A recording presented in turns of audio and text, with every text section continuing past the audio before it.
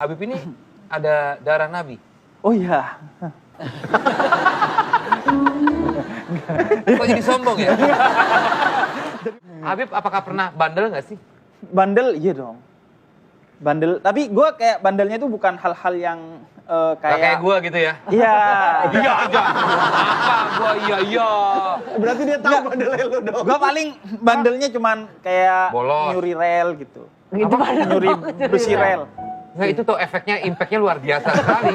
Iya, kan udah gak kepake. Oh, Beneran dijual. ini? Iya benar. Ntar lu orang Madura ya? Iya, orang Madura. Soalnya gue pernah ngobrol sama Tretan. Tretan. Tretan ya. Iya. Tretan itu kan orang Iya. Madura.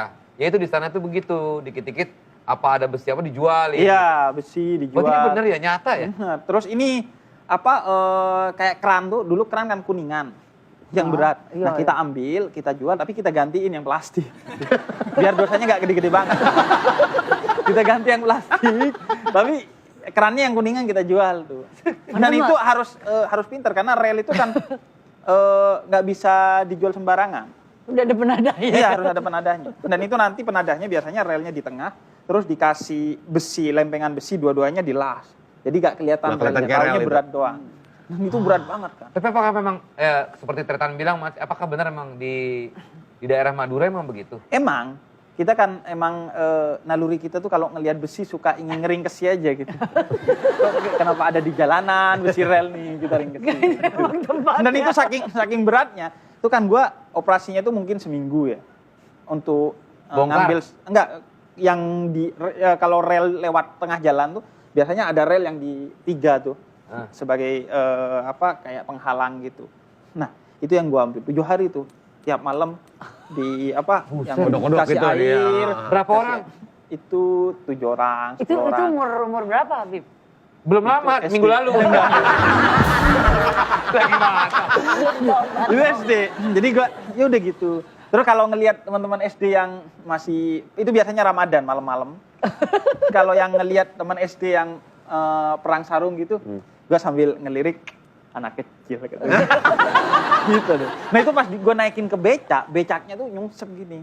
Jadi becak itu Saking kan kalau di beratnya. depan berat, walaupun di belakang ada orangnya itu bisa nyungsep. Jadi nyungsep weng. Lu tau gak yang anak-anak lagi ini-inian sarung tuh? Ngeliatin lu begitu tuh? Kriminal. Gitu. Lu kan bilang anak kecil ya. Kriminal Itu gitu. bukan cuma dari Habib, banyak juga anak-anak seperti itu kan yang berarti rel bisa habis dong.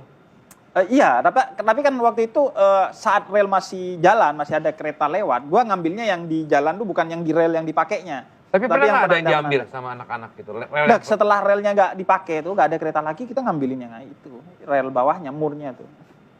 Tapi itu berat, maksudnya effortnya harus gede. Gua sekalian aja yang rel yang panjang. Karena itu kan keluar 3 meter, ke dalam 3 meter tuh. Kayak mendingan bandelnya gue dah. Bib, S1 filsafat ini karena dikenalkan dari SMA sama bokap, udah Iya. dikasih buku-buku. Kasih buku-buku Filsafat. filsafat. Jadi Tertarik lah. Iya, karena bokap emang pengen semua anaknya tuh belajar filsafat. Karena filsafat itu kan tentang belajar cara berpikir yang benar. Nah, kata bokap, lo harus belajar filsafat paling nggak S1 biar nggak ngerepotin, karena biasanya orang bego ngerepotin gitu. Serius, kata bokap orang bego tuh ngerepotin, nasibnya jelek gitu. Jadi udah lo belajar filsafat ya, nata pikiran biar enak. Karena kadang misal kayak kita ya ngobrol tentang satu hal. Definisi kita tuh tentang satu hal ini berbeda 2 orang Ya, tuh. ya. Nah, itu yang bikin rusuh sebenarnya. Apa tujuannya dengan filsafat? Apakah bisa membuat itu lebih baik? Minimal sumber kebegoan itu gak dari kita. Pertama, dan yang kedua kita tahu bahwa orang itu bego, ya udah kita gak ladenin. Nggak ladenin. Karena kalau kita ngeladenin orang bego itu kata Imam Syafi'i kerugiannya 2. Pertama, kita harus cosplay jadi orang bego dan itu capek. Dan yang kedua, sebaik-baiknya barang KW pasti lebih baik yang asli gitu. Yang asli pasti menang gitu. Iya. Lu walaupun sok bego tetap yang bego menang pasti. Siapa yang bego filsuf, beneran? filsuf idola? Bukan, siapa yang bego itu siapa? Nggak tahu. Filsuf yang paling dikagumi sama Habib? Filsuf ada banyak banget. Di antaranya gue tuh banyak membaca Heidegger. Heidegger. Itu filsuf yang eksistensialis. Jadi membuat kita mengenal eksistensi diri kita. Karena kan sekarang tuh banyak orang yang kayak krisis eksistensi. Ya. Kayak kenal pot brong gitu. pengen caper aja di Iya, medsos, kemudian di medsos tuh Iya, ngelakuin betul. hal-hal bodoh untuk Iya. caper. Sama filosof-filosof Madhab Frankfurt namanya di Jerman tuh. Itu yang kayak lu jangan mudah percaya sama sesuatu tuh yang rapi, yang kemudian didoktrin dengan rapi, itu hati-hati lo harus curiga tuh. Jangan-jangan tuh ada kesepakatan-kesepakatan untuk mengelabui kita. Konspirasi-konspirasi. Iya, itu ngajarin kita kritis gitu. Kita mundur dikit, Bib. Sebutan apa sih Habib? Berarti kan ada keturunan. Mundur dikit gitu. Bukan, Ya, bukan. bukan literally. Ada Habib berarti keturunan Rasulullah. Iya, keturunan Nabi. Itu, nah ini berarti Habib ini ada darah Nabi. Oh iya.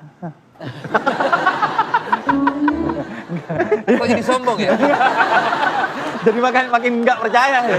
Kayaknya kok sombong ya. Berarti itu, kalau gitu taunya dari mana sih? Maaf ya, karena Iya. kan awamnya Iya, kita benar, nggak tahu. benar. Nah itu taunya dari mana? Bib? Itu ada lembaganya namanya Robito Alawiyah di Indonesia di Jalan TB Simatupang sana.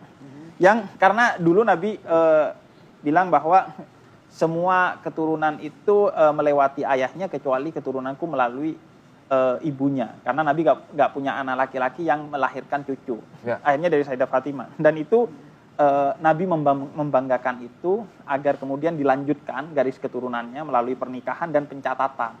Bukan untuk sombong, bukan untuk privilege, tapi justru sebagai tanggung jawab. Ya. Agar dia menjadi yang terdepan dalam memberikan teladan tentang Nabi Muhammad, khususnya bab cinta, karena Habib itu artinya yang mencintai dan dicintai. Jadi dia, yang tadi benar lo bilang, dia dihormati karena terlebih dahulu menghormati orang lain. Dia dicintai karena terlebih dahulu mencintai orang lain. Oh. Nah itu dicatat, kayak emang kayak gak masuk akal ya dicatat terus. Tapi karena itu amanat, karena itu bentuk syukur kita, itu dicatat tuh. Tapi bisa salah nggak, Bib? Maaf, maksudnya bisa ya ternyata bukan gitu, tapi ada yang Ngaku-ngaku. Ya, Kalau ngaku-ngaku ya banyak lah. Karena kan kalau mau main-main kan ini bisa disalahgunakan kan. Tapi bisa dibuktikan juga dengan karena ada Apa bisa lembaga dibuktikan? resmi Benar. yang mencatat. gitu. Ada. Jadi lo Ini harus baru tahu daftarin. soalnya kalau aku kayak gitu ini. Jadi lo harus daftarin nama lo dengan 4 bokap lo ke atas. Oh. Terus dengan 2 saksi bahwa orang ini benar anaknya si ini si ini. Nanti itu ketahuan tuh di catatan. Keluar, oh iya benar. Oh. Nanti rata-rata tuh orang sekarang itu 34 sampai 38 sampai ke Nabi Muhammad. Turunannya. Iya, jumlah Jumlah, kakek-kakek. iya, iya. Tapi keturunan yang maksudnya keturunan Nabi dan Habib, apakah memang jaminan orangnya baik atau jaminan orangnya? Enggak.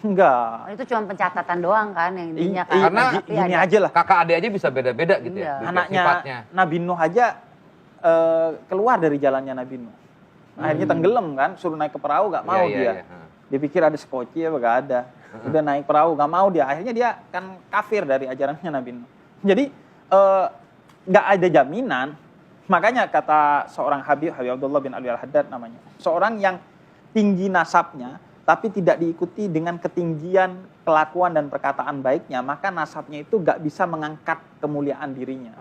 Jadi ketinggian nasabnya itu kalau diimbangi dengan kebaikan sikapnya baru mulia. Tapi kalau nasabnya baik tapi kelakuannya jelek, justru itu memperburuk dia. Iya, iya. Misalnya ya, kalau orang lain jelek, biasa aja. Tapi kalau gue udah dapat modal gede sebagai keturunan Nabi, kelakuannya jelek. Iya. Makanya gue dulu tuh kalau gak sholat asar berjamaah di sekolah, karena gue SMP-nya tuh masuk siang gitu. Sholat berjamaah asar, itu kayak dosanya lebih gede aja gitu. Orang ngelihatnya, parah Habib gak Dulu sholat asar berjamaah. waktu nyolong raya itu belum sadar keturunan Nabi. Enggak. Karena kan sekolah dan kampung kita semua Habib. Oh. Jadi misalnya gue bilang, gue Habib, gue juga, semua juga Habib. Jadi kita gak ngerasa, gak spesial. Jadi lu akhirnya, Nah, ya udah mau nyolong raya nggak apa-apa lah.